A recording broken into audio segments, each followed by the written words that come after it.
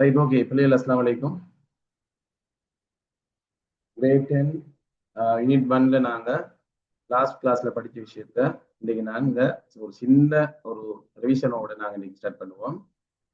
Unit 1ல பிள்ளைகள் வரலாற்றை கற்பதற்கான மூலாதாரங்கள் என்ற தலைப்புல நாங்க படிச்ச விஷயத்தை பற்றி ஒரு சில விடயங்களை நான் இன்னைக்கு சொல்றேன் பிள்ளைகள் கேளுங்க. நாங்க லாஸ்ட் கிளாஸ்ல படிச்சோம் வரலாறு என்றால் என்ன, வரலாறு என்றால் என்ன என்ற விடயங்களை பற்றி படித்தோம். வரலாறு என்றால் என்ன, அதுல நாங்க படித்தோம் மனிதன் இறந்த காலத்தில் செயற்பட்ட விதத்தை விவரிக்கின்ற கதைதான் வரலாறு அப்படின்னு சொல்லி நாங்க ஃபர்ஸ்ட் கிளாஸ்ல படிச்ச விஷயத்த கொஞ்சம் குயிக்கா ரிவிஷன் செய்கிறேன். அதை நினைச்சு கொண்டிருங்க. மனிதன் இறந்த காலத்தில் செயற்பட்ட விதத்தை விவரிக்கும் கதைதான் வரலாறு என்று அழைக்கப்படும். மூலாதாரம் என்று அழைக்கப்படுவது பிள்ளைகள் வரலாறை அறிந்து கொள்ள உதவுகின்ற அனைத்தும் மூலாதாரம் என்று அழைக்கப்படும். அதாவது எங்களுக்கு வரலாறு தெரியாது, நாங்கள் வரலாற்றை கற்பதற்கு எங்களுக்கு எவையெல்லாம் உதவுகின்றதோ அவையெல்லாம் மூலாதாரம் என்று அழைக்கப்படும். இந்த மூலாதாரங்கள் இரண்டு வகையாக பிரிக்கலாம். ஒன்று இலக்கிய மூலாதாரம், தொல்பொருள் மூலாதாரம் என்று நாங்கள் மூலாதாரத்தினை இரண்டு வகையாக பிரிக்கலாம். இலக்கிய மூலாதாரம் இலங்கையில் எழுதப்பட்ட இலக்கியங்கள் உள்நாட்டு இலக்கியம் என்றும், இலங்கையை தவிர்ந்த வெளிநாடுகளில் எழுதப்பட்ட இலக்கியங்கள் வெளிநாட்டு இலக்கிய மூலாதாரம் என்றும் அழைக்கப்படும் என்று நாங்க லாஸ்ட் கிளாஸ்ல படிச்சோம். சிதனை பிள்ளைகள் படிச்சிருந்தோம். அதே போல பிள்ளைகள் உள்நாட்டு இலக்கிய மூலாதாரங்கள்ல தீபவம்சம் பற்றி படிச்சிருந்தோம், தீபவம்சத்தை பற்றி படிச்சிருந்தோம்.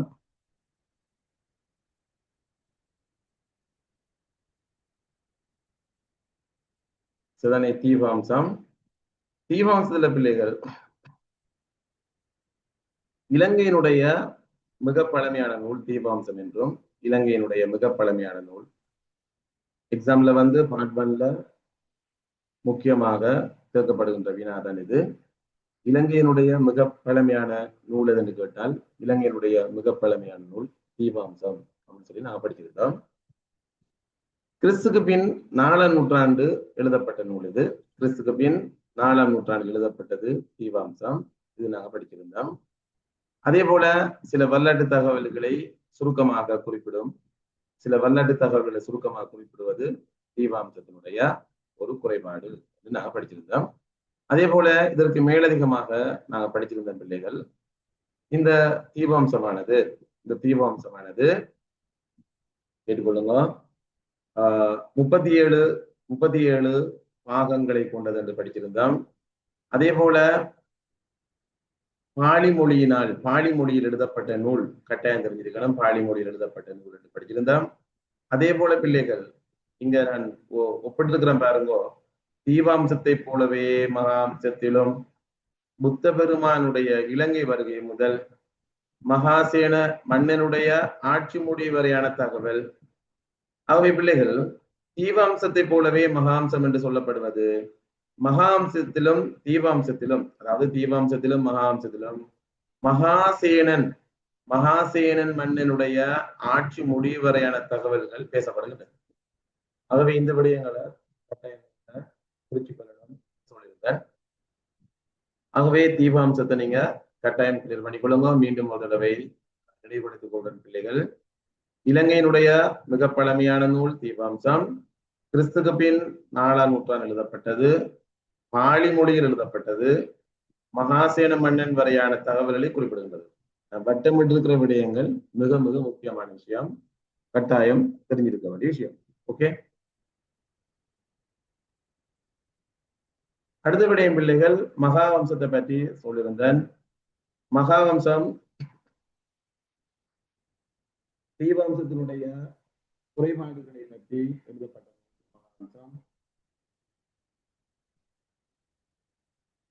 தீபவம்சத்தினுடைய குறைபாடுகள் பற்றி எழுதப்பட்ட நூல் மகாவம்சம். இந்த மகாவம்சத்தை எழுதிய தேரர் மகாநாம தேரர் கட்டாயம் தெரிஞ்சிருக்கணும். இவர் வசித்த பிரிவனா திக்சந்த செனவியா பிரிவனா கட்டாயம் தெரிஞ்சுக்கணும். மகாசேன மன்னன் ஆட்சி முடிவு வரையான தகவல் பேசுகின்றது, கட்டாயம் தெரிஞ்சுக்கணும். கிறிஸ்துக்கு பின் 5 அல்லது 6ஆம் நூற்றாண்டு எழுதப்பட்ட நூல், கட்டாயம் தெரிஞ்சிருக்கணும். இலங்கையினுடைய வரலாற்றை தொடர்ச்சியாக பேசுகின்றது, இதுதான் இதனுடைய சிறப்பம்சம், கட்டாயம் தெரிஞ்சுக்கணும். ஆகவே இந்த 5 விடயங்களும் தெரியாமல் நீங்க மாம்சத்தை பற்றி படிச்சு வேறில்லை. சிதனை பிள்ளைகள். ஆகவே மீண்டும் சொல்றேன் பிள்ளைகள், கேட்டுக்கொள்ளுங்க. மகாம்சத்தை எழுதிய தேரர் மகாநாம தேரர், அர்வசித்த பிரிவனா, திக்சந்த செனவியா பிரிவனா. மகாம்சத்தினுடைய முதலாம் பாகம் மகாசேன மன்னனுடைய ஆட்சி முடிவு வரை பேசுகின்றது. மகாம்சம் கிபி 5 அல்லது 6ஆம் நூற்றாண்டு எழுதப்பட்டது. இலங்கையினுடைய வரலாற்றை தொடர்ச்சியாக பேசுகின்றது. இந்த விடயங்களை கட்டாயம் நினைவுல வச்சுக்கொள்றீங்க என்றால் உங்களுக்கு மிகவும் எக்ஸாம்ல கூடுதலான புள்ளிகள் எடுப்பது உங்களுக்கு இலகுவா இருக்கும். அதே நேரம் பிள்ளைகள் ஏதாவது என்ன மைக் ஓன் பண்ணி பேசி மட்டும் சிதனே, இல்லாட்டி மைக் ஓப்பன் பண்ணிட்டா ரைட். ஓகே, மைக் கொண்டு இருக்கிற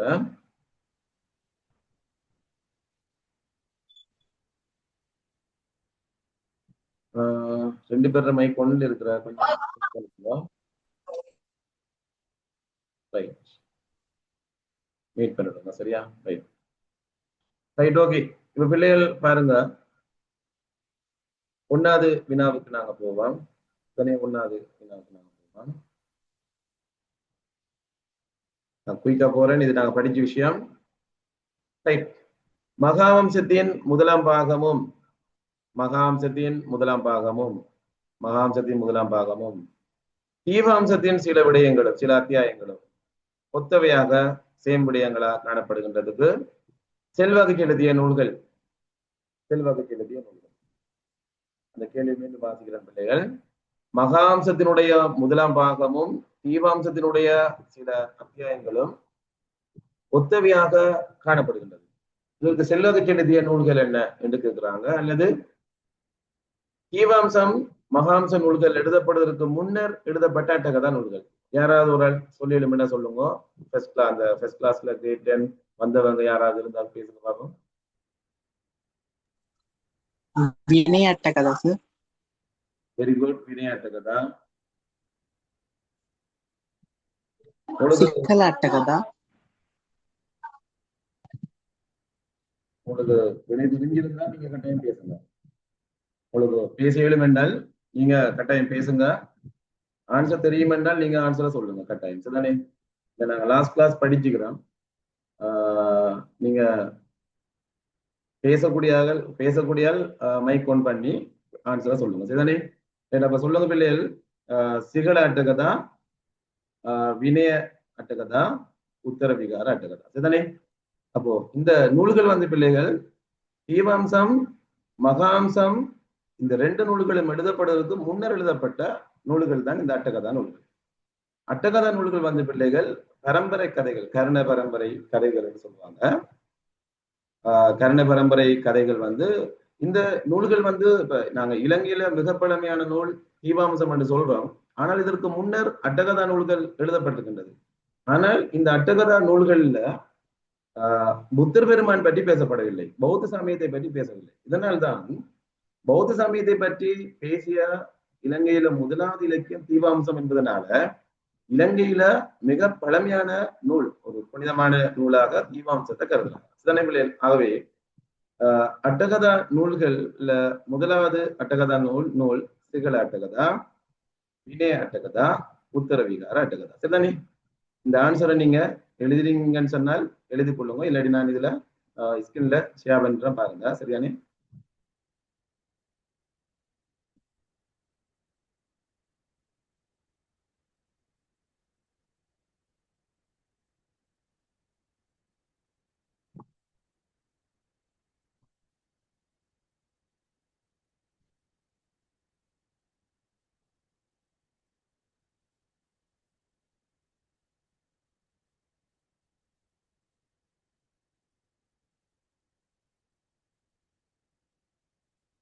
இதுல பிள்ளைகள் பாருங்க, இந்த நூல்களை பாருங்க.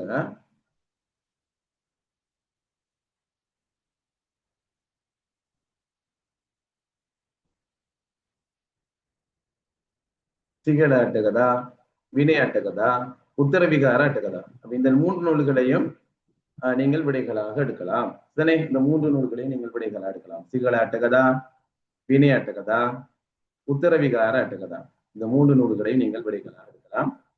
தேவையானவங்க ஸ்கிரீன்ஷாட் எடுத்துக்கொள்ளுங்க. சிதனை பிள்ளைகள் நான் அடுத்த வினாவுக்கு போறேன்.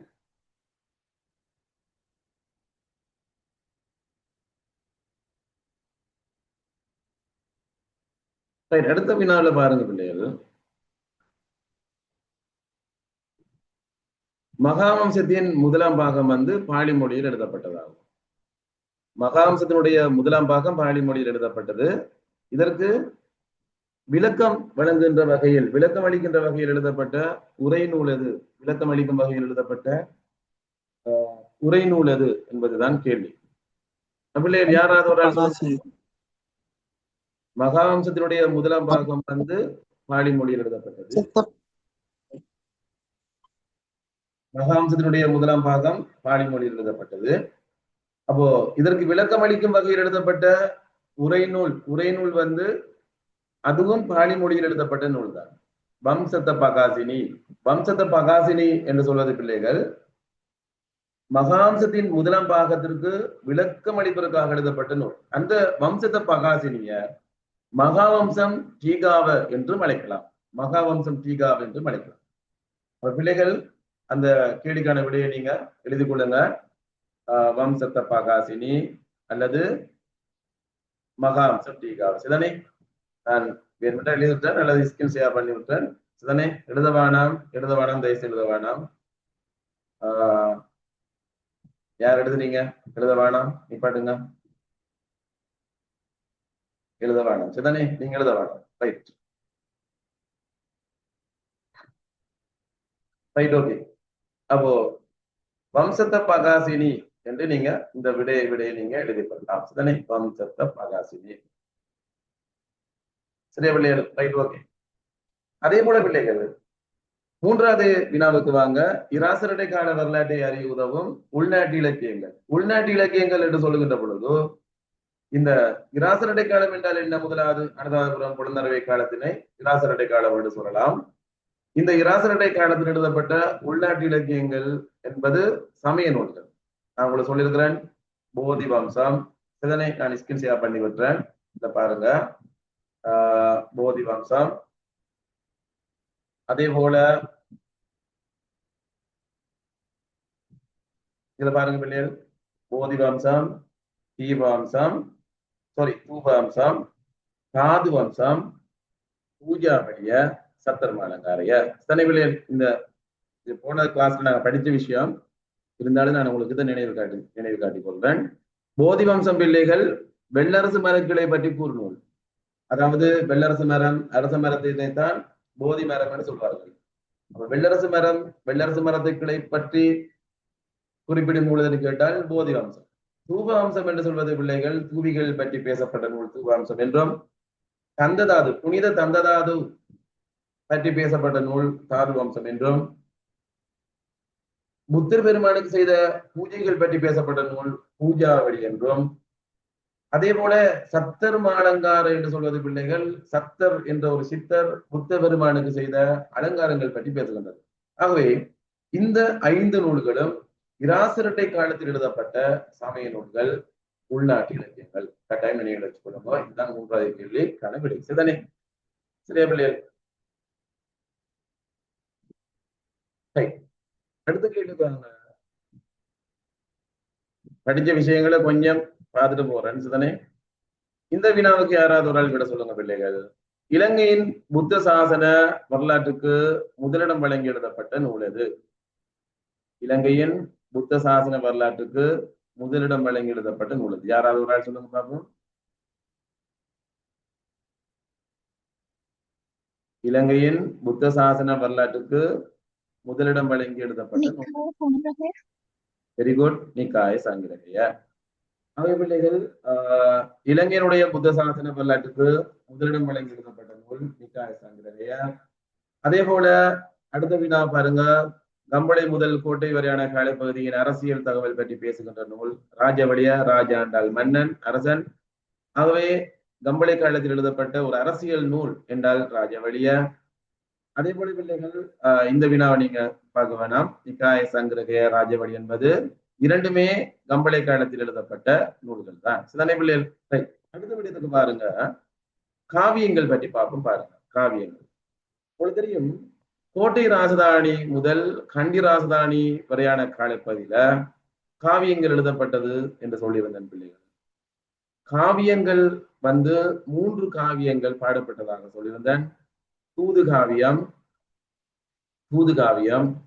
புகழ் காவியம், போர் காவியம். இந்த காவியங்களை நாங்க நோக்கின்ற பொழுது பிள்ளைகள் உங்களுக்கு தெரியும், கோட்டைக்காலம் வந்து பிள்ளைகள் உங்களுக்கு தெரியும், அனுராதபுரம், குளநறுவை, தம்பதனியா, யாப்பகுவ, குருநாகல், கம்பளை, கோட்டை, கண்டி. இலங்கையினுடைய முதலாவது ராஜதானி அனுராதபுரம், இலங்கையினுடைய இறுதி ராஜதானி வந்து கண்டி ராஜதானி. பிள்ளைகள் இந்த ராஜதானிகள் இந்த ராஜதானிகளை பற்றி படிக்கின்ற பொழுது கோட்டை காலப்பகுதியில தான், அதாவது கோட்டையை தலைநகரமாக்கிய 6ஆம் பராக்கிரபாகு மன்னனுடைய காலப்பகுதியில தான். ஏன்னால் 6ஆம் பராக்கிரபாகு மன்னன் ஒரு படித்த பண்டிதன். பிள்ளைகள் ஆகவே 6ஆம் பராக்கிரபாகு மன்னனுடைய காலப்பகுதியில தான் அதிகமான காவியங்கள் பாடப்பட்டது. ஆகவே என்ன சிலபஸ்ல தந்திருக்கிறது, இப்ப சிங்கள இலக்கியத்தினுடைய பொற்காலம் எதுன்னு கேட்டால் கோட்டை காலம் தான். அப்ப இந்த கோட்டை காலத்துல தான் தூது காவியங்கள், புகழ் காவியங்கள், போர் காவியங்கள் பாடப்பட்டுகின்றது. தூது என்பதற்கு பிள்ளைகள் காதல் காவியங்கள் சொல்லுவாங்க. சந்தேச என்றால் காதல் காவியங்கள். தூது காவியங்கள் மயூர, திசர, செலலிகினி. நினைவில் வச்சுக்கொள்ளுங்க, மயூர, திசர, செலலிகினி இவங்க 3 பேரும் தூது அனுப்பிய பெண்கள் சொல்லப்படுகின்றது. ஆகவே இது இந்த 3 காவியங்களும் சந்தேசய காவியங்கள். அதே போல பிள்ளைகள் புகழ் என்று சொல்வது சிரித்த. உங்களுடைய புகழ் படித்தால் உங்களுக்கு சிரிப்பு வரும், கவலை வராது. ஆகவே சிரித்த என்றால் புகழ். 6ஆம் பராக்கிரபாகு மன்னன், கோட்டைக்கால மன்னன் 6ஆம் பராக்கிரபாகு மன்னனுடைய புகழ் பாடியதுதான் பெருகும்பா சிரித்த. பெருகும்பா என்பது 6ஆம் பராக்கிரபாவுடைய ஒரு செல்ல பெயர். பெருகும்பா சிரித்த 6ஆம் பராக்கிரபாவின் புகழ். ஆகவே பெருகும்பா சிரித்த என்று சொல்வது 6ஆம் பராக்கிரபாவுடைய புகழ் பற்றி பாடப்பட்ட காவியம் புகழ் காவியம். அதே போல பிள்ளைகள் சட்டன என்று சொல்வது இங்கு சண்டை, யுத்தம், முரண்பாடு, போர் இதை குறித்து நிற்கும். சட்டன என்றால் போர். சீதாவாக்க போரை பற்றி பாடப்பட்டது சீதாவாக்க சட்டன. கொன்ஸ்டாந்தினோபிள் போரை பற்றி பாடப்பட்டது கொன்ஸ்டாந்தின சட்டன. ஆங்கில போரை பற்றி பாடப்பட்டது இங்கிலீஷ் சட்டன. மறந்துடவானா, இந்த வினாக்கள் அடிக்கடி வரும். ஆகவே சட்டன என்றால் போர் காவியம், சிரித்த என்றால் புகழ் காவியம், அதே போல சந்தேசை என்றால் தூது காவியம். இந்த வினாவுக்கான விடையை நான் டிஸ்கன் ஷேர் பண்ணிக்கிறேன். இந்த விடையை நீங்க பாருங்க.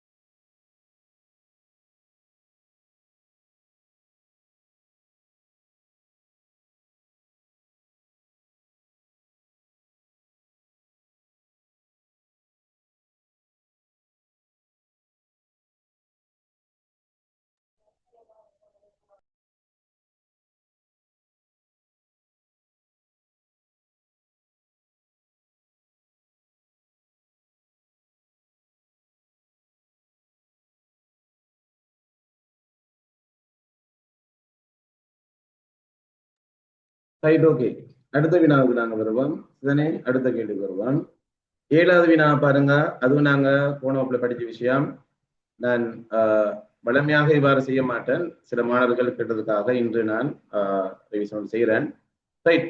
அனுராதபுர காலம் முதல் கோட்டை ராஜதானி வரையான காலப்பகுதி. பிள்ளைகள்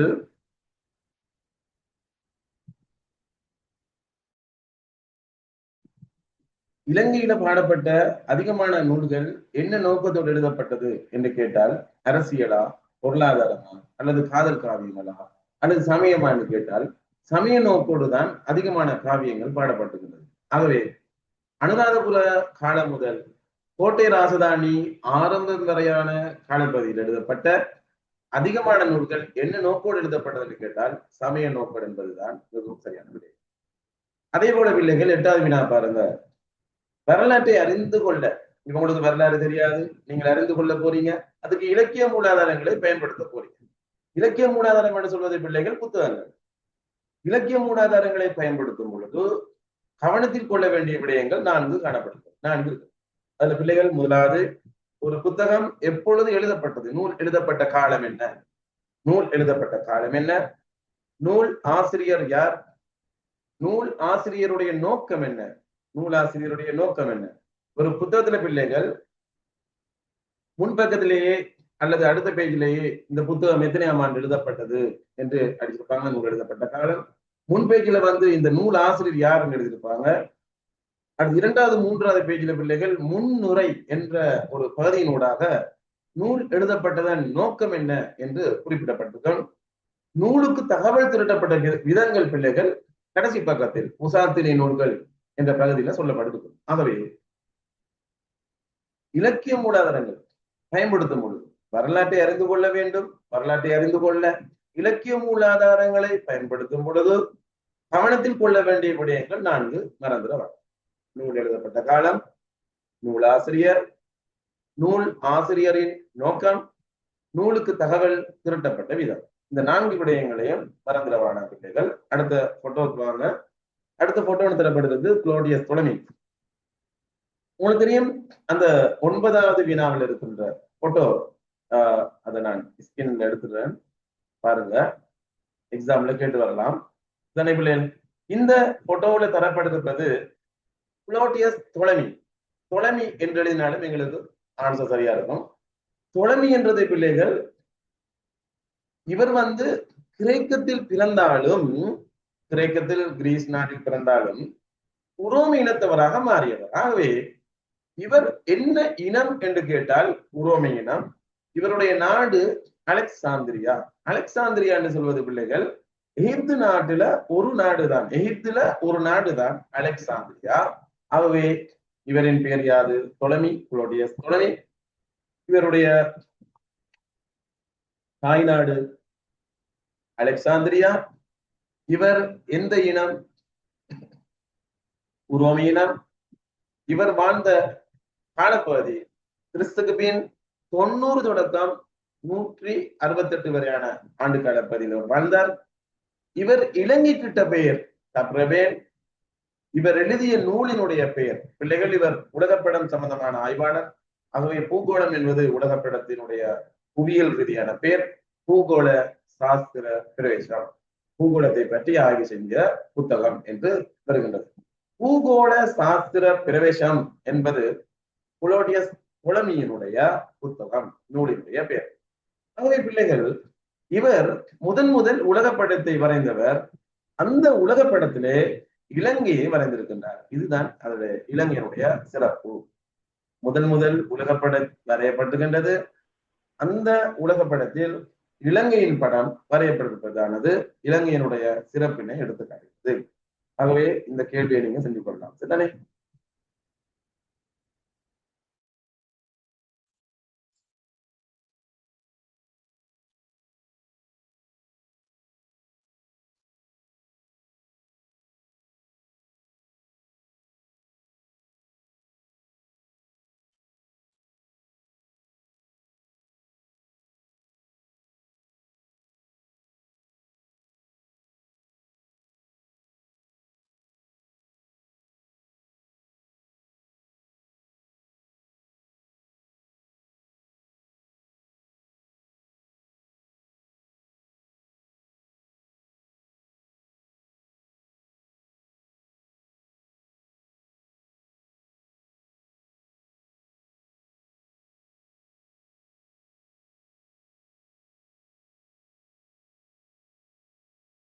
ரைட், அடுத்த கேள்விக்கு நாங்க போவோம். இலங்கைக்கு நேரடி அனுபவங்களை பெற்று நூல்களை எழுதிய அறிஞர்களும் அவரது நாடுகளும். இதனை பிள்ளைகள் இதுல பிள்ளைகள்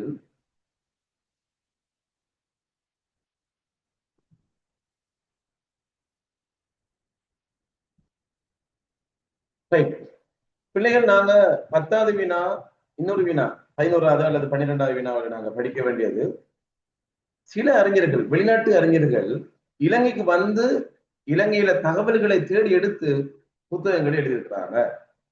இலங்கைக்கு வந்து நேரடி அனுபவங்களை பெற்று நூல்களை எழுதிய அறிஞர்கள் யார் என்று படிக்க போலாம். அடுத்தது பிள்ளைகள், இலங்கைக்கு வருகை தராமல், இலங்கைக்கு வருகை தரல, ஆனால் அவர்களது புத்தகங்களில் இலங்கை பற்றி பேசியிருக்கிறாங்க. அவங்க தகவல்களை இலங்கைக்கு வந்து போனவங்கள்ட்ட கேட்டு எழுதியிருக்கலாம். சரி பிள்ளைகள், ரைட், ஓகே. இப்ப நாங்க படிக்கிறது இலங்கைக்கு வந்து நேரடியான அனுபவங்களை பெற்று நூல்களை எழுதியவர்கள் யார்? 5 பேர் இருக்கிறாங்க பிள்ளைகள். 5 பேர்லையும் எக்ஸாம்ல கூடுதலான ஓட்டம் இருப்பது 3 பேர்ல. 3 பேரையும் நான் முக்கியமாக ஃபர்ஸ்ட் சொல்றேன். முதலாவது பிள்ளைகள் இப்னு பதூதா. ஒரு அரேபியர் தான். இவர் ஒரு தேசதஞ்சாரி, ஒரு மதகுரு. இவர் பிள்ளைகள் 1344 ஆண்டு, கிறிஸ்துக்கு பின் 1344 ஆண்டு கம்பளை காலப்பகுதியில இலங்கைக்கு வந்திருக்கிறார். என்ன காரணத்துக்குண்டா, இலங்கை வந்து இஸ்லாமியர்களுடைய முதலாவது நபி ஆதம் அலைஹிஸ்ஸலாம் பிறந்த நாடு இலங்கை தான். சரி, உங்களுக்கு தெரியாமல் இருக்கலாம். இலங்கையில தான் முதலாவது மனிதர் பிறந்திருக்கிறார். ஆதமின் மலை என்று நீங்க கேள்விப்பட்டிருக்கலாம். சிவனொளி பாத மலை நீங்க கேள்விப்பட்டிருப்பீங்க நினைக்கிறேன். ஸ்ரீபாத என்று சொல்லுவாங்க. சிங்களவர்கள் ஸ்ரீபாத என்றும், முஸ்லிம்கள், கிறிஸ்தவர்கள் ஆதமின் மலை என்று சொல்லியும், அதே போல இந்துக்கள், தமிழர்கள் வந்து சிவனொளி பாத மலையும் என்று அழைக்கப்படுகின்ற இடம். இந்த ஆதமின் மலையை தரிசிக்க வந்தவர் தான் இந்த இப்னு பதூதா. கம்பளி காலத்துல 1344 ஆண்டு இலங்கைக்கு வந்த இந்த இப்னு பதூதா இலங்கையை பற்றிய தகவல்களை எல்லாம் அவரது நாட்டுக்கு சென்று, அரேபியாவுக்கு சென்று, அரேபியான்னு தான் எங்க சிலபஸ் படிக்கிற, அவர் உண்மையான நாடு மொரோக்கோ. நீங்க மொரோக்கோ என்று எழுதுறவானா அரேபியான்னு எழுதுங்க. அரேபியாவுக்கு சென்று தேச சஞ்சாரி தானே இவர், தேச சஞ்சார அறிக்கை என்னும் நூலில் இலங்கை பற்றிய தகவல்களை எழுதியிருக்கிறார். அதே போல பிள்ளைகள் மற்றும் ஒரு நபர் தான் சீனாவிலிருந்து வந்த மாகியன் தேரருடைய சிறப்பு என்னன்னு கேட்டால் பிள்ளைகள், பாகமர் நடந்து வந்திருக்கிறார். இன்னைக்கு நீங்க கேள்விப்பட்டிருப்பீங்க, கண்டிலிருந்து குடும்பக்கு பாகம பாத யாத்திரை சொல்லப்படுது. சீனாவிலிருந்து இலங்கைக்கு நடந்து வந்த ஒரு தேரர் தான் பாகியன் தேரர். கால்நடையாக வந்தவர். இந்தியா வரையும் நடந்து வந்திருக்கின்றார். இந்தியாவிலிருந்து இலங்கைக்கு கப்பல்ல வந்து இலங்கைக்கு வந்து கப்பல்ல வந்து இறங்கி பிறகு நடைபாதையினூடாக அனுராதபுரம் சென்றிருக்கிறார். அனுராதபுரம் சென்றவர் அபேகிரி விகாரையில 2 அல்லது 3 வருடங்கள் தங்கியிருந்து இலங்கையினுடைய தகவல்களை எல்லாம் எடுத்து சென்றிருக்கின்றார். ஆகவே சீனாவிலிருந்து இலங்கைக்கு நடந்து வந்த ஒரு முக்கியமான ஒரு தேரர் தான் மாகியன் தேரர். மறந்துடவானா, இவர் ஒரு தேரர், தேச சஞ்சாரி. இவருடைய நூல் தேச சஞ்சார அறிக்கை. அதே போல மற்றும் ஒரு ஆங்கிலேயர் ராபர்ட் நாக்ஸ், மறந்துடவானா, இவருடைய தந்தையோட வியாபாரம் செய்யக்கூடிய ஒருத்தர். ஈரான், பாரசீகம் போன்ற நாடுகளோடு வியாபார நடவடிக்கைகள்ல தந்தையோடு வந்த நேரத்துல கப்பல் பழுதடைந்து அந்த கப்பல் திருவோணமலை துறைமுகத்தை நோக்கி செல்கின்றது. திருவோணமலை துறைமுகத்தை நோக்கி சென்ற இந்த கப்பல் இலங்கை மக்களிடம் உதவி கேட்டு சென்றிருக்கின்றார்கள். இந்த காலப்பகுதியில் 2ஆம் ராஜசிங்கருடைய படைவீரர்கள் இவர்களை பிடித்து சிறையில் அடைத்திருக்கிறார்கள். ராபர்ட் நாக்ஸ் கண்டி போகம்பர சிறையில் 19 வருடம் இருந்தவன். 19 வருடம் இருந்து சிறையில பல அனுபவங்களை பெற்று, சிறையில் ஏற்பட்ட முரண்பாடு, கலவரத்தின் மூலம் சிறைச்சாலை உடைக்கப்பட்டு இவர் மன்னாருக்கு தப்பி சென்று மன்னாரிலிருந்து பத்தேவியாவுக்கு போய் தனது சொந்த நாடான இங்கிலாந்துக்கு சென்றிருக்கின்றார். இவர் இங்கிலாந்துக்கு சென்ற இந்த ராபர்ட் நாக்ஸ் அன்றைய இலங்கை, எதாகல தீவு, and historical relation of the island Ceylon என்ற நூலின் மூலமாக இலங்கையினுடைய அனைத்து விடயங்களையும் ரகசியங்களையும் சிறப்புகளையும் எடுத்துரைத்தார். அந்த ரகசியங்களை கற்றுத்தான் பிரித்தானியர் இலங்கை மீது கவனம் செலுத்தியதாக சொல்லப்படுகின்றது. ஆகவே பிள்ளைகள், இலங்கைக்கு வந்த அனுபவங்களை பெற்ற 3 நபர்களை நான் சொல்லியிருக்கிறேன். இப்னு பதூதா, பாஹியன் தேரர், ராபர்ட் நாக்ஸ். இன்னும் 2 பேர் இருக்கிறாங்க, ரிபைரோ, பிலிப்ஸ் பால்டியஸ். ரிபைரோ என்பது ஒரு படை வீரன், போர்த்துகே படை வீரன் ஒருத்தன். பிலிப்ஸ் பால்டியஸ் என்பவன் ஒரு மதகுரு, ஒல்லாந்து நாட்டை சேர்ந்த மதகுரு. ஆகவே இவங்களோட நாடுகள் இலக்கியங்கள் கட்டாயம் தெரிஞ்சுக்கணும். ராபர்ட் நாக்ஸ் அன்றைய இலங்கை ஏதாவது தீர்வு எக்ஸாம்ல அடிக்கடி கேட்டுக்கிறேன், மறந்துடுவாங்க. சிதனை பிள்ளை நான் ஸ்கிம் ஷேர் பண்றேன். நீங்க அந்த பேர்களை சரியா எழுதி கொள்ளுங்க. சரிதானே? சரியா எழுதி கொள்ளுங்க.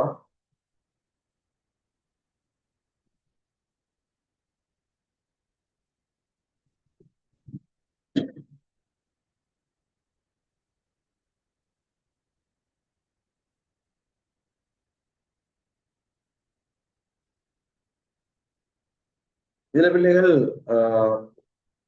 மேலதிகமான சில விடயங்களை நான் உங்களுக்கு நோட் போடுறேன், கொஞ்சம் வெயிட். நீங்க அந்த மேலதிகமான விடயங்களையும் நான் எழுதுற மேலதிகமான விடயங்களையும் அருகில எழுதி வச்சுக்கொள்ளுங்க. சரிதானே? இபன் பதூதாவுக்கு வந்து பக்கத்துல எழுதி வச்சுக்கொள்ளுங்க. கிறிஸ்துக்கு பின் 1344ஆம் ஆண்டு வந்தவர், கிபி. சரிதானே? கிபி என்று போடுங்க கட்டாயம். அதே நேரம் கம்பளை காலப்பகுதியில் வந்தவர், கம்பளை காலப்பகுதியில தான் வந்தாரு. கட்டாயம் தெரிஞ்சுக்கணும். இவர் வந்து இறங்கினது புத்தளத்துல, புத்தளம் சேர்க்க மாட்டாங்க, தேவென்றார்கள் புத்தளத்தை எழுதி வைக்கணும் என்று எழுதி வச்சுக்கொள்ளுங்க. அது எக்ஸாம்ல கேட்கிறேன். ஆனால் இந்த 1344 கம்பளை காலப்பகுதி கட்டாயம் தெரிஞ்சிருக்கணும். பிள்ளைகள், அதே போல பாகியன் தேரரை பற்றி உங்களுக்கு சொன்னேன். இவர் நடந்து வந்தவர் இல்லையா? இவர் நடந்து வந்தவர். இவரை பற்றி பிள்ளைகள் நீங்க கட்டாயம் தெரிஞ்சு வச்சுக்கொள்ளணும். சீனா இருக்குது, இவர் ஒரு தேச சஞ்சாரி. ஆகவே 2 பேருடைய நூலும் தேச சஞ்சார அறிக்கை தான். ரைட், அது ஈஸி. பாகியன் தேரர் வந்து பிள்ளைகள் நான் உங்களுக்கு சொன்னேன், அபேகிரி விகாரை, அடுத்தபுறம் வடகம்பாமன்னால் கட்டப்பட்ட அபேகிரி விகாரையில தான் 2 அல்லது 3 வருடங்கள் தங்கியிருந்தார் அப்படின்னு சொன்னேன். ஆகவே இந்த விடயங்களை நான் சொல்லித்தர விடயங்களை படிச்சு கொண்டாலே எடுத்துக்கொண்டு போய் தெரியலும். புத்தகங்களை வாசிக்காட்டி பிரச்சனை இல்லை, நான் வாசிக்க வேணாம்னு சொல்லல, புத்தகத்தை நீங்க அழகா வாசிக்கலாம். சரிதானே? 2-3 வருடங்கள் தங்கியிருந்தவர். இந்த பாகியன் தேரர் இலங்கைக்கு வந்த நேரத்துல பிள்ளைகள், இலங்கையில் ஒரு முக்கியமான சம்பவம் மட்டும் இடம்பெற்றது. காசியப்பன் சீகிரியா குன்றை கட்டிய காலப்பகுதி. அது கிபி 5ஆம் நூற்றாண்டு காலப்பகுதி. தேவையென்றால் அதையும் நீங்க நோட் பண்ணி வச்சுக்கொள்ளலாம். கிபி 5ஆம் நூற்றாண்டு காலப்பகுதி காசியப்பன் சீகிரியா குன்றை கட்டி அங்கு ஓவியங்கள் எல்லாம் வரைந்து வச்சிருந்தார் சொல்லப்படுகின்றது. Right, okay. அதே போல பிள்ளைகள், ராபர்ட் நாக்ஸை பற்றி சொல்லியிருந்தேன். ராபர்ட் நாக்ஸை பற்றி பக்கத்துல நீங்க கட்டாயம் இவரை வந்து சிறையில் அடைச்ச மன்னன் உங்களுக்கு தெரியும். இஞ்சி கொடுத்து மிளகாய் வாங்கிய மன்னன் 2ஆம் ராஜசிங்கன். பிள்ளைகள் நீங்க கிரேட் 10 புத்தகத்துல யூனிட் 8ல பார்க்கலாம். 2ஆம் ராஜசிங்கனுடைய ஒரு போட்டோ இருக்கு. அந்த போட்டோ வரைஞ்சதும் ராபர்ட் நாக்ஸ் தான். 2ஆம் ராஜசிங்கனுடைய போட்டோ வரைஞ்சது. மறந்துடுமா? சில பிள்ளைகள் அப்ப 19 வருடம் சிறையில் இருந்தவர். இது எங்களுக்கு தேவையில்லை, இருந்தாலும் சும்மா சொல்லிக் கொள்றேன். 19 வருடம் கண்டிபோகம் பெற சிறையில் இருந்தது. எங்களுக்கு பிள்ளைகள் எக்ஸாம்ல கட்டாயம் கேட்கிறது இந்த அன்றைய இலங்கை என்ற நூல். சிதனை பிள்ளைகள், அன்றைய இலங்கையோட இன்னொரு நூலும் இருக்குன்னு சொன்னேன், அதையும் கட்டாயம் எழுதி வச்சுக்கொள்ளுங்க. எதா ஹெல தீவு, எதா ஹெல தீவு. சிதனை ஆங்கிலத்துல தேவையில்லை. An historical relation of the island Ceylon அது தேவைப்படாது. இதை கட்டாயம் நினைச்சுக்கொள்ளுங்க. எதா ஹெல தீவு. சரியா பிள்ளைகள்? இதுல ஏதாவது சந்தேகம் இருந்தா கேட்கலாம் நீங்க. மற்றது இந்த ரிபைரோ போர்த்துகல் இலங்கை வரலாறு 2 பேருடையுமே இலங்கை வரலாறு என்று இருக்கின்றது. அதை சொல்லுவாங்க ரிபைரோவின் இலங்கை வரலாறு, பிலிப்ஸ் பால்டியஸின் இலங்கை வரலாறு, அப்படிதான் சொல்லுவாங்க. நாங்க இலங்கை வரலாறு என்று நினைவில் வைத்துக் கொண்டிருந்தால் எங்களுக்கு போதும். ரைட், இதை நீங்க கொஞ்சம் குயிக்கா ஸ்கிரீன்ஷாட் எடுத்துக்கொள்ளுங்க அல்லது நோட் பண்ணி கொள்ளுங்க. சரிதானே? சரியான பிள்ளைகள்? தேவையான விடயங்களை வச்சுக்கிறேன். ஸ்கிரீன்ஷாட் எடுக்கிறாள், ஸ்கிரீன்ஷாட் எடுத்துக்கொள்ளுங்க. ஓகே. ஏதாவது நோட்ஸ்கள் விடுபட்டால் நீங்க பேசலாம் பேசிக்கொள்ளுங்க. நோட்ஸ் தேவைப்பட்டால் நான் தருவேன். சரிதானே? உங்களுக்கு டவுட்ஸ் இருந்தால் நீங்க கேட்கலாம். பேமெண்ட் சல்லி கட்டினவங்க நான் இன்ஷால்லா வாட்ஸ்அப் நான் எட் பண்றேன். சரிதானே? இந்த மாதத்திலிருந்து தான் உங்களுக்கு வகுப்புகள் தொடர்ச்சியாக நடைபெறும். நீங்க பயப்பட தேவையில்லை. இந்த வழியார் ஓலவல் செய்கிற பிள்ளைகளும் பயப்பட தேவையில்லை, கிரேட் 10 பிள்ளைகளும் பயப்பட தேவையில்லை. நான் உங்களுக்கு இன்ஷால்லா ரெக்கார்டிங்கும் தருவேன். கிளாஸ்களுக்கு ஒழுங்கா ஜாயின் ஆகிக்கொள்ளுங்க. ஹிஸ்டரி பாடத்துல நான் சொல்லித்தர விஷயங்களை மட்டுமே படித்துக் கொள்ளுங்க. ஈஸியா நீங்க எடுத்துட்டு போய் தரலாம். நீங்க கஷ்டப்பட தேவையில்லை. சரியா? நீங்க கஷ்டப்பட்டு கொண்டு கஷ்டப்பட தேவையில்லை. நீங்க உங்களோட ஃப்ரெண்ட்ஸுகள் இருந்தாலும் கட்டாயம் இன்ஃபார்ம் பண்ணுங்க. உங்களோட ஃப்ரெண்ட்ஸுகள், உங்களுக்கு தெரிஞ்சார்கள், உங்களோட ஃபேமிலி இருக்கிறார்கள், ஸ்கூல் பிள்ளைகள் எல்லாருக்குமே மெசேஜை கொடுங்க. ஜாயின் ஆகிறவங்க ஜாயின் ஆக கொள்ளட்டும். இதுதான் நாங்க படிச்சுட்டு போறோம். ஸ்டார்ட்ல இருந்து படிச்சுட்டு போறோம். அவங்களுக்கும் ரெக்கார்டிங்க கொடுக்கலாம் டெஸ்ட் கிளாஸ்ல. தானே? ரைட், ஓகே பிள்ளைகளப்பா, நாங்க அடுத்த கேள்வி போவோம்னு நினைக்கிறேன். பிள்ளைய டியூட்ல வந்து 10 கேள்வி தான் படிச்சுக்கிறேன். இதுல நீங்க இதுல பார்க்கமா நான் விளக்கத்தை வினா இலக்கம் கொஞ்சம் இதுல 12 போகுது. சரியான பிள்ளைகள்? ரைட். 11வது வினாவை பாருங்க. இலங்கை படத்தை வரைந்த முதலாவது உருவம் இனத்தவர் யார்? இந்த கேள்வி இலகுவான கேள்வி. யாராவது ஒரு ஆள் விட சொல்லி சொல்லுங்க.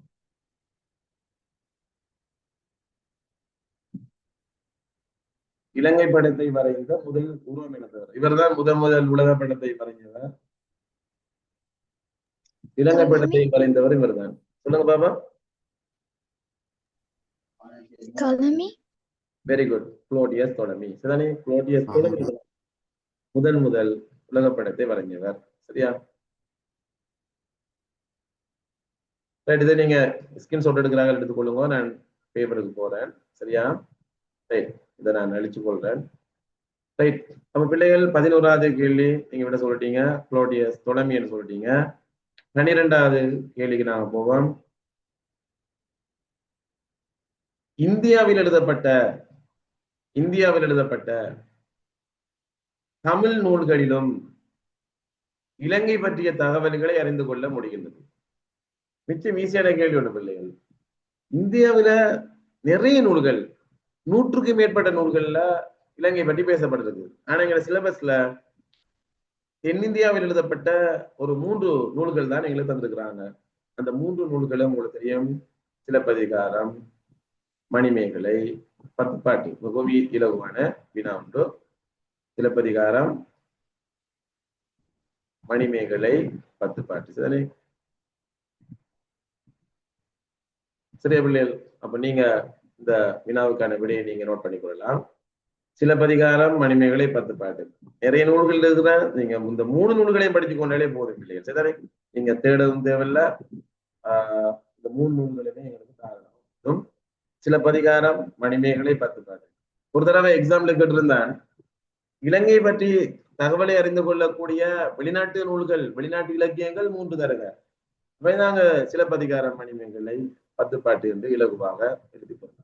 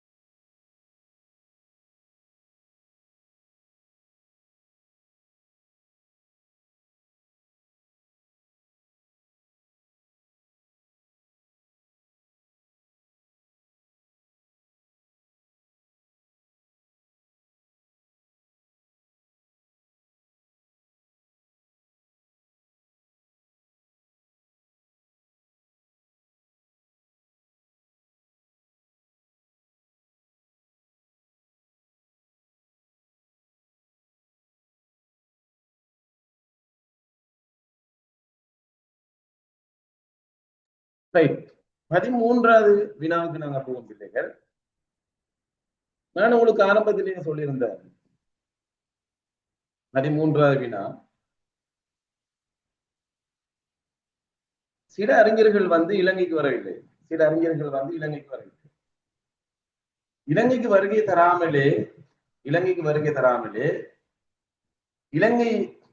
வந்து சென்ற வியாபாரிகளா இருக்கலாம், அல்லது இலங்கைக்கு வந்து சென்றவர்களா கேட்டறிந்து அவங்களுடைய நூல்கள்ல இலங்கையினுடைய சிறப்பு பற்றி பேசியிருக்கிறாங்க. உதாரணமாக கிரேக்க காலத்தில் வாழ்ந்த ஒரு அறிஞன் தான் அரிஸ்டோட்டில். இந்த அரிஸ்டோட்டில், ஃபாதர் ஆஃப் பொலிட்டிக்கல் செல்லக்கூடிய அரிஸ்டோட்டில், சரியா பிள்ளைகள்? ரைட், கொஞ்சம் சரியா? Right, okay. அப்போ அரசியலின் தந்தை என்று போற்றப்பட்ட அரிஸ்டோட்டில் கிரேக்க நாட்டை சேர்ந்த அரிஸ்டோட்டில் தனது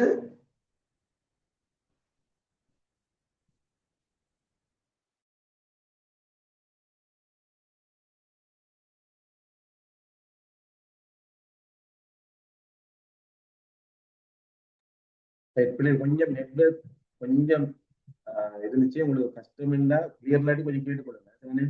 எனக்கும் கொஞ்சம் அந்த நெட்வொர்க் பிரச்சனை இருந்துச்சு. Right, okay. இப்ப சார் ரைட். பிள்ளைகள், அரிஸ்டோட்டில் என்பது பிள்ளைகள் உலகிலே ஒரு படித்த ஒரு கல்விமான். இந்த கல்விமான் அறிஞன் கிரீஸ் சொன்னாலும் உங்களுக்கு தெரியும். கிரீக் அப்படின்னு சொல்லுவாங்க. கிரீஸ் நாட்டை சேர்ந்தவன் கிரேக்கம். இந்த கிரேக்க நாட்டை சேர்ந்த பிளேட்டோ, ஃபாதர் ஆஃப் ஹிஸ்டரி, பிளேட்டோவும் கூட கிரேக்க நாட்டை சேர்ந்தவர்கள் தான். அப்ப பிள்ளைகள், இந்த கிரேக்க நாட்டை சேர்ந்த அரிஸ்டோட்டில் தனது டிமுண்டோ என்ற நூல்ல இலங்கை இந்து சமுத்திரத்தின் மத்தியில் இருப்பதாகவும், இலங்கையில் வாசனை திரவியங்களான ஏலம், கருவா, மிளகு, கராம்பு, சாதிக்காய் இருப்பதாகவும், இலங்கையில ஒரு இயற்கையான துறைமுகம் இருப்பதாகவும் குறிப்பிட்டிருக்கிறார். அவன் பாருங்க பிள்ளைகள், அரிஸ்டோட்டில் இலங்கையினுடைய சிறப்புகளை பற்றி பேசுகிறான் என்றால் டிமுண்டோ எங்கேயும் இருந்திருக்கிறார்.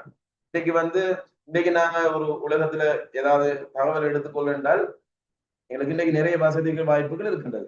ஆனா முன்னைய காலங்களில் இவ்வாறான வாய்ப்புகள் இல்லாமல் இருந்தும் அவருடைய நூலில் இலங்கையை பற்றி பேசியிருக்கிறான் என்றால் இலங்கை உலக அளவுல பிரசித்தி பெற்றிருக்கின்றது என்றுதான் சொல்லலாம். ஆகவே அரிஸ்டோட்டிலுடைய நூல் டிமுண்டோ எழுதவானம். நான் உங்களுக்கு ஸ்கிரீன் ஷேர் பண்றேன். மெகஸ்தனிஸுடைய நூல் இண்டிகா. இரண்டு பேருமே கிரேக்க நாட்டை சேர்ந்தவர்கள். அரிஸ்டோட்டில், டிமுண்டோ எழுதுவீங்க. நான் நினைக்கிறேன் ஒரு எக்ஸாம் பேப்பர்ல ஒரு போய் எழுதியிருந்தான், டீ உண்டோ என்று எழுதியிருந்தான், டீ குடிச்சோ என்று எழுதியிருந்தான். டிமுண்டோ சொல்லி சொல்லுங்க. அரிஸ்டோட்டில் டீ குடிச்சோ எழுதுறாங்க. அரிஸ்டோட்டில், டிமுண்டோ. மெகஸ்தனிஸுடைய நூலுடைய பேர் இண்டிகா அவருடைய வைஃப்ட பேருன்னு சொல்றாங்க, இண்டிகா. அப்ப அவருடைய வைஃப்ட பேர்ல வச்சுக்கலாம், அது எங்களுக்கு பிரச்சனை இல்லை. ஆனால் நீங்க மெகஸ்தனிஸுடைய நூல் இண்டிகா மறந்துட வேணாம். அதே போல பிள்ளைகள், இவங்க ரெண்டு பேரும் கிரேக்கம், நாடு வந்து கிரேக்கம்.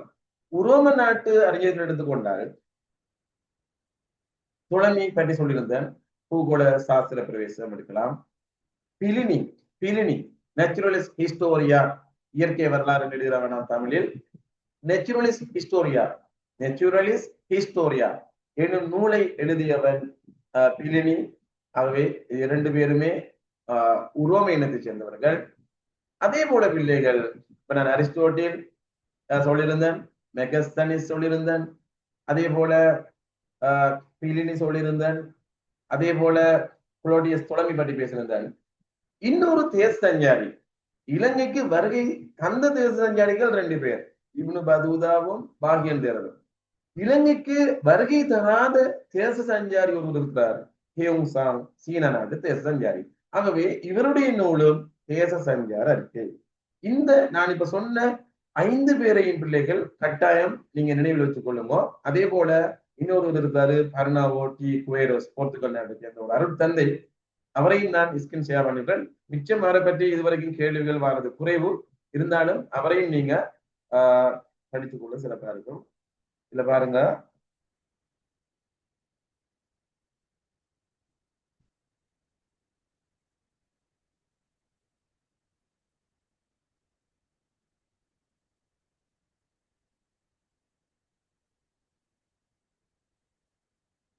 பிள்ளைகள் இதுல கொஞ்சம் அவதானிக்கணும். பிள்ளைகளுக்கு தேவையான விடயங்களை மதிப்பெடுத்துக் கொண்டால் போதும். அரிஸ்டோட்டில் மெகஸ்தனிஸ் கட்டாயம் தேவை, நூல் கட்டாயம் தேவை, கிரேக்கம் தேவை, ஹியூசாங் தேவை, தேசஞ்சார் அறிக்கை, ஒரு தேசஞ்சாரி இலங்கை வராத தேச சஞ்சாரி இவர், இவருடைய இன்னொரு தேச சஞ்சார அறிக்கை, பிலினி தேவை பிள்ளைகள், நெச்சுரல்ஸ் ஹிஸ்டோரியா, துணைமியும் தேவை. இந்த 2 பேரை பற்றியும் எக்ஸாம்ல கேட்கிறது மிச்சமே குறைவு. ஒனசிகிரிட்டஸ் இவருடைய அறிக்கை, ஒனசிகிரிட்டஸின் அறிக்கை அவர் பேர்லயே வருது. பெர்னாவோ குவேரோஸ் இவர் ஒரு அருட்தந்தை. இவருடைய நூல் இலங்கையை பற்றிய அறிக்கை. எக்ஸாம்ல வாரது குறைவு இருந்தாலும் நீங்க எல்லாத்தையுமே தந்திருக்கிறா, நீங்க எழுதி கொடுங்க, பெற்றுக்கொள்ளுங்க. சிதனை பிள்ளைகள் கூடுதலான ஓட்டம் பிள்ளைகள் இந்த நான் வட்டம் எடுத்துக்கிற விஷயங்கள் தான். இது தெரியாம எக்ஸாமுக்கு போயிட வேணாம். சிதனை பிள்ளைகள் இது ஒன்றுமே இல்லை. அரிஸ்டோட்டில், நிமுண்டோ, மெகஸ்தனிஸ், இண்டிகா, கிங்ஸா ஒரு தேச சஞ்சாரி. மற்றது பிலினி அவர் தன்னுடைய வரலாறை எல்லாம் பிழிந்து பேசிய பிலினி, நேச்சுரல் ஹிஸ்டோரியா, இயற்கை வரலாறை எல்லாம் பிழிந்து பேசியவன் பிலினி. துளமி பூகோளம் என்று அலைஞ்சு திரிஞ்சவன், பூகோளத்துல தொலைஞ்சு போனவன் துளமி. நினைவுல வச்சுக் கொள்ளுங்க. சரிதானே? எழுதி கொள்ளுங்க. சரியா?